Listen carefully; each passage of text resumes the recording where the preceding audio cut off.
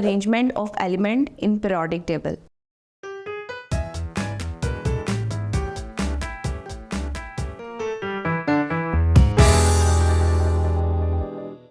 I welcome you all on the platform of digital academics provided by Moonlight International Publishers.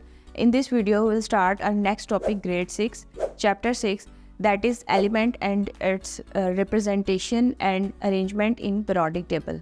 What is element? Element is a pure substance that cannot be broken down into simpler forms by different chemical reactions. Element की definition के अंदर आपने जो एक main चीज़ याद रखनी है, that is pure substance. Pure substance किसका है?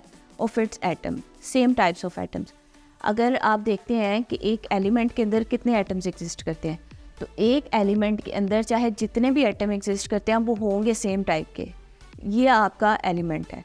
मिसाल के तौर पे अगर आप ऑक्सीजन को देखते हैं, ऑक्सीजन के अंदर जितने भी एटम्स हैं, मिलियंस है, ट्रिलियंस है, बिलियंस है, जितने भी एटम्स हैं वो सारे ऑक्सीजन के. इसमें हाइड्रोजन के एटम्स को आप ऐड नहीं कर सकते. अगर आप हाइड्रोजन के एटम्स को ऐड कर देते हैं तो ये मॉलिक्यूल या कंपाउंड की फॉर्म में चला जाता है.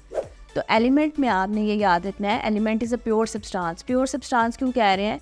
क्योंकि इसके अंदर जितने भी एटम्स पाए जाएंगे ना, जितने भी एटम्स आएंगे वो सारे के सारे उसी टाइप के होंगे, सेम उसी तरह के एटम्स उसके अंदर आ रहे होंगे. इसलिए एलिमेंट को प्योर सब्सटेंस कहा जाता है.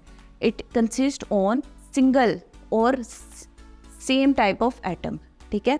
अगर आप इसको देखते हैं कि हमारी सराउंडिंग के अंदर जितनी भी चीज़ें हैं, फॉर एग्जांपल आपका पेन, पेज, पेंसिल, ये सब चीज़ें एलिमेंट्स के साथ कंबाइन करती हैं.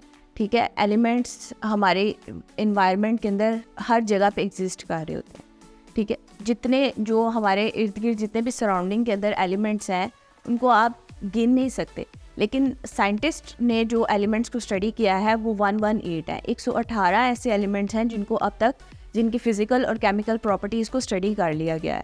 अगर आप देखें कि इनमें से हम कितने स्टडी करते हैं तो फर्स्ट 20 और 10 जो है वो हमारी बुक्स के अंदर ऐड होते हैं.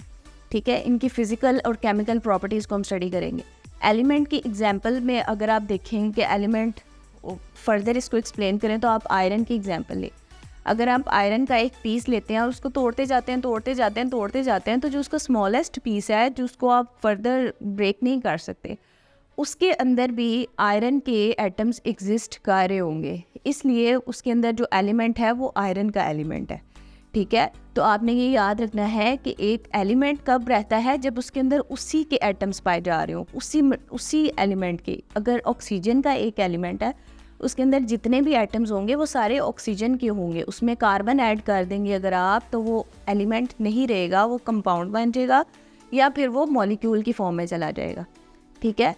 अब हम देखते हैं कि एक एलिमेंट है उसको रिप्रेजेंट कैसे किया जाता है, उसको लिखा कैसे जाता है, उसको बुक्स के अंदर कैसे फर्दर स्टडी किया जाता है. तो इसके लिए एक स्पेसिफिक सिंबल होता है. ठीक है. वो स्पेसिफिक सिंबल जो है जिससे आप एलिमेंट को रिप्रेजेंट करते हैं वो उसके नाम के साथ भी स्टार्ट हो सकता है, नाम के फर्स्ट लेटर के साथ. अगर हाइड्रोजन को देखते हैं तो हाइड्रोजन का सिंबल क्या होता है? H. ठीक है. अगर हीलियम को देखते हैं तो हीलियम का सिंबल क्या होता है? HE. अगर लिथियम को देखते हैं तो लिथियम का सिंबल क्या होता है? Li. ठीक है. फिर अगर बोरॉन को देखते हैं तो बोरॉन का सिंबल क्या होता है? B. Only B. बेरिलियम का क्या था? Be. लेकिन बोरॉन का खाली B है. ठीक है. फिर आता है कार्बन का C है. ठीक है. ऑक्सीजन का अगर आप देखते हैं तो ऑक्सीजन का O है, नाइट्रोजन का N है. ठीक है.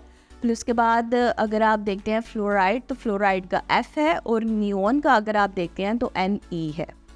ठीक है. हम देखेंगे कि इसकी फ़िज़िकल और केमिकल प्रॉपर्टीज़ कैसी होती है. तो एक एलिमेंट की जो फ़िज़िकल और केमिकल प्रॉपर्टीज़ होती हैं वो दूसरे एलिमेंट से डिफरेंट होती हैं. ठीक है. एक एलिमेंट अगर गैस की फॉर्म में पाया जा रहा है तो दूसरा एलिमेंट मेटल की फॉर्म में होगा, मेटलॉइड्स की फॉर्म में होगा. हमारी बुक के अंदर जो एलिमेंट्स हैं, फर्स्ट 10 एलिमेंट्स हैं और उनको अरेंज किया गया है फिज़िकल प्रॉपर्टीज़ और केमिकल प्रॉपर्टीज़ की बेस के ऊपर. ठीक है. अगर आप 10 एलिमेंट्स में से देखते हैं तो 10 एलिमेंट्स में से जो लिथियम और बेरिलियम है वो किस फॉर्म में पाए जा रहे हैं? मेटल की फॉर्म में. और जो बोरोन है वो मेटलॉइड की फॉर्म में पाए जा रहे हैं. बाकी सारे जितने भी फर्स्ट 10 एलिमेंट्स हैं वो नॉन मेटल हैं. कुछ गैसेस हैं. ठीक है. कुछ अदर सॉलिड पार्टिकल्स होंगे. ठीक है। लेकिन आपकी जो डिफ्रेंशिएशन बेस हुई है, जो फिज़िकल और केमिकल प्रॉपर्टीज़ की बेस पे उसको क्लासीफाई किया गया है, उसमें आप देखेंगे कि लिथियम और बेरिलियम जो है वो मेटल है बोरॉन मेटलॉइड है और बाकी सारे के सारे नॉन मेटल्स की फॉर्म में एग्जिस्ट कर रहे हैं। फिर इनकी फर्दर जो थोड़ी थोड़ी प्रॉपर्टीज़ हैं उनको डिस्कस करते हैं। अब हम देखेंगे एलिमेंट्स की कुछ डिफरेंट फिज़िकल प्रॉपर्टीज़ को। फॉर एग्जांपल अगर हम हाइड्रोजन को देखते हैं, सबसे पहले हम गैसेस को अगर देखें तो इसका सबसे लाइटेस्ट गैस है ये, इसका जो बॉइलिंग पॉइंट है वो कम होता है। हाइड्रोजन के बाद हम देखते हैं हीलियम को, तो हीलियम हाइड्रोजन के बाद सेकंड लाइटेस्ट है, ठीक है, और इसका जो बॉइलिंग पॉइंट है वो कम होता है। हाइड्रोजन की तो इवन डेंसिटी भी बहुत कम होती है, वेट भी नहीं होता, ठीक है। फिर अगर हम देखते हैं नियॉन गैस को, तो नियॉन गैस कलरलेस है, नॉन टॉक्सिक है, अडोरलेस गैस है, ठीक है। अगर आप मेटल्स के अंदर देखते हैं लिथियम को, तो लिथियम एक फ्लेमेबल चीज़ है, ठीक है। अगर आप इसको फ्लेम के नीचे रखते हैं तो ये इसके गैसेस आपको वेपराइज होते नज़र आते हैं, ठीक है। फिर बोरॉन को देखते हैं, तो बोरॉन जो है वो टॉक्सिक है। अगर आप उसको इनहेल कर लेते हैं तो उससे आपको लंग कैंसर हो सकता है, ठीक है। फिर हम नेक्स्ट देखते हैं ऑक्सीजन को, और ऑक्सीजन आप देखें कि हमारा एटमॉस्फेयर में हर जगह पे ऑक्सीजन है। ऑक्सीजन हम इनहेल करते हैं तो हम ज़िंदा रहते हैं, ठीक है। तो 21% एटमॉस्फेयर जो है, एटमॉस्फेयर किसको कहते हैं, हवा का, ज़मीन से नीचे जितना भी एरिया है वो सारा एटमॉस्फेयर है।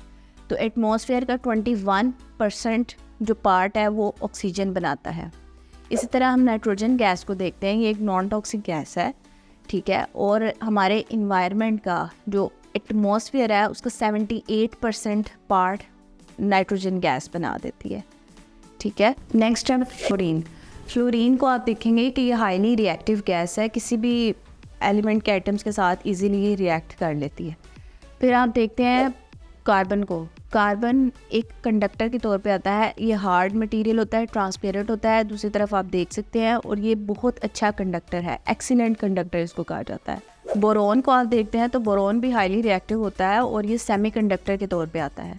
तो इस तरह से हमने इस वीडियो के अंदर डिफरेंट एलिमेंट्स को देखा, उनके डिफरेंट सिंबल्स को देखा और उनकी फ़िज़िकल प्रॉपर्टीज़ को देखा, ठीक है। नेक्स्ट वीडियो के अंदर हम इन तीनों चीज़ों को कंपेयर करेंगे, what is element, what is compound and what is molecule. Allah Hafiz.